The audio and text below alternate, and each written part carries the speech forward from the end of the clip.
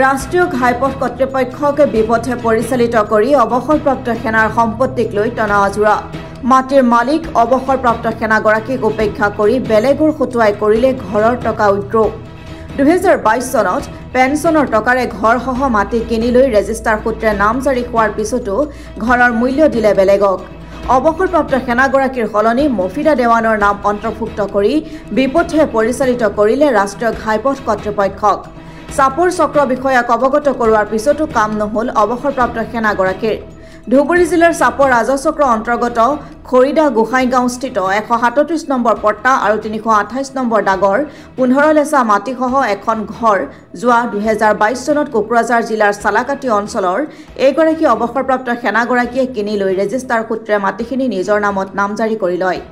কিন্তু 2024 চনত উক্ত মাটিত থকা কিছু অংশ ৰাষ্ট্ৰীয় ঘাইপথ কৰ্তৃপক্ষই অধিগ্ৰহণ কৰে যদিও ৰাষ্ট্ৰীয় ঘাইপথ কৰ্তৃপক্ষক বিপথে পৰিচালিত কৰি চাপৰ চক্ৰ বিষয়াই চক্ৰান্ত কৰি মফিদা দেৱান নামৰ মহিলাগৰাকীৰ দ্বাৰা ঘৰৰ মূল্য উদ্ৰোহ কৰে আৰু উক্ত ঘটনা চক্ৰ বিষয়াক অৱগত কৰোৱাৰ পিছতো সুফল নোপোৱাত হতাশাগ্ৰস্ত হৈ পৰে অৱসৰপ্ৰাপ্ত সেনাগৰাকী। উল্লেখ্য যে অবৈধভাৱে ঘৰৰ মূল্য আদায় লোৱা মফিদা দেৱান নামৰ মহিলাগৰাকীয়ে উক্ত টকা ঘূৰাই দিব বুলি ধুবুৰী জিলা অতিৰিক্ত আয়ুক্তৰ ওচৰত প্ৰতিশ্ৰুতি প্ৰদান কৰিছিল। এতিয়া নিজৰ পেঞ্চনৰ টকাৰে মাটিসহ ঘৰ কিনি লোৱাৰ পিছতো বিজেপি নেতৃত্বাধীন হিমন্ত বিশ্ব শৰ্মাৰ চৰকাৰেও দিব পৰা নাই অৱসৰপ্ৰাপ্ত সেনাৰ সম্পত্তিৰ নিৰাপত্তা। এই সম্পৰ্কে বিভাগীয় কৰ্তৃপক্ষৰ হস্তক্ষেপ বিচাৰিছে ভুক্তভোগী অৱসৰপ্ৰাপ্ত সেনাগৰাকীয়ে।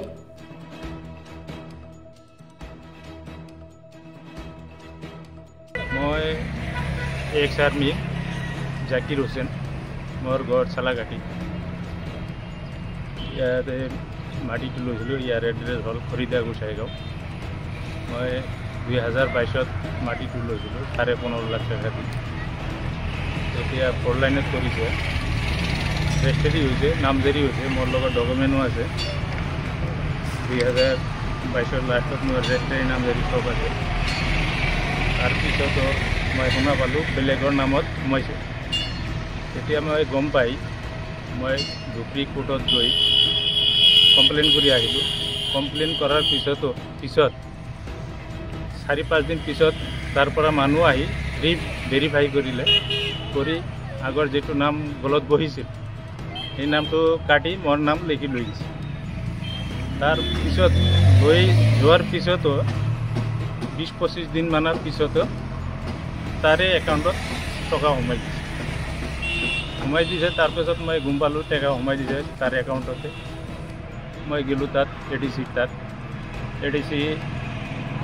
ই ডাকি হেয়াৰিঙত যি কল মোৰ ভুল হৈছে, পইচাটো মই ৰিটাৰ্ণ কৰিম। তাত এগ্ৰিমেণ্টো কৰিল যে 1 সপ্তাহত মই টকা ৰিটাৰ্ণ কৰি দিম।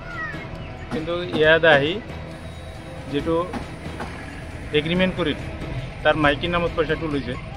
তাৰ মাইকীৰ চাইনটো নাম কি আছিল? মাইকীজন মফিদা দেৱান, তাৰ মাইকীৰ নাম আছিল মফিদা দেৱান। তাৰ চাইনটো লৈ মোক এগ্ৰিমেণ্টটো দি দিব আৰু 1 সপ্তাহ পিছত টকা ঘূৰাই দিব। কিন্তু ঘৰত আহি এগ্ৰিমেণ্টটো চপাই দিল আৰু এতিয়ালৈকে পইচা ৰিটাৰ্ণ কৰা নাই। মই ধুবুৰী ADC তাত আজি 4 মাহ ধৰি ঘূৰি আছোঁ, মোক ঘূৰাই আছে, কৈ আছে খালি হ'ব পইচা হ'ব, এনেকুৱাই কৰি আছে। এতিয়া লাষ্ট ফিনিচিঙত এনেকুৱা আহি গ'ল যে এতিয়া ঘৰ ভাঙাৰ কাৰণে ৱাৰ্ণিং দি গৈছে যে কালি ঘৰ ভাঙিব আহে। তো মোৰ হাতত মোৰ পইচা অহা নাই। এই ওচৰৰ মানুহবিলাক কৈ আছে যে পইচাটো চৰকাৰে দিছে, এতিয়া পইচা দিছে আমি ঘৰ ভাঙিম, কিন্তু মোৰ হাতত অহা নাই। এইটো ঘৰ ভাঙাটো এইটো মোৰ হিচাপত চৰকাৰৰ ভুল হ'ব।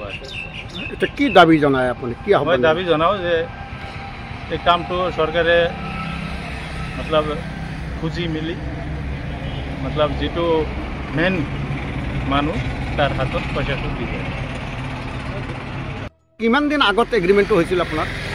আমাৰ এগ্ৰিমেণ্ট মোটামুটি 4 মাহ হ'ল। তাৰপিছত কি হ'ল?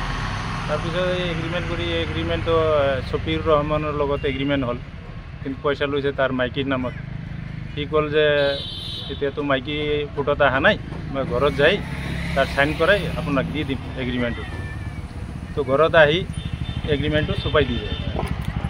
এগ্ৰিমেণ্টটো মোক দিয়া নাই আৰু তাতেতো কৈছে এসপ্তাহত পইচা ৰিটাৰ্ণ কৰিম, কিন্তু পইচাটো এতিয়া পোৱা নাই। আপুনি এগৰাকী এক্স আৰ্মি হৈ এনেকৈ ঘূৰি আছে, কি ক'ব? মই এজন এক্স আৰ্মি, তথাপিও চৰকাৰে মোৰ এনেকুৱা ঘূৰাই আছে, কিন্তু সাধাৰণ মানুহ এজনক কিমান কষ্ট দিয়ে তেনেহ'লে?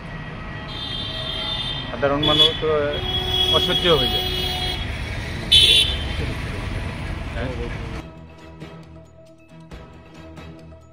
Bureau' report Assam today.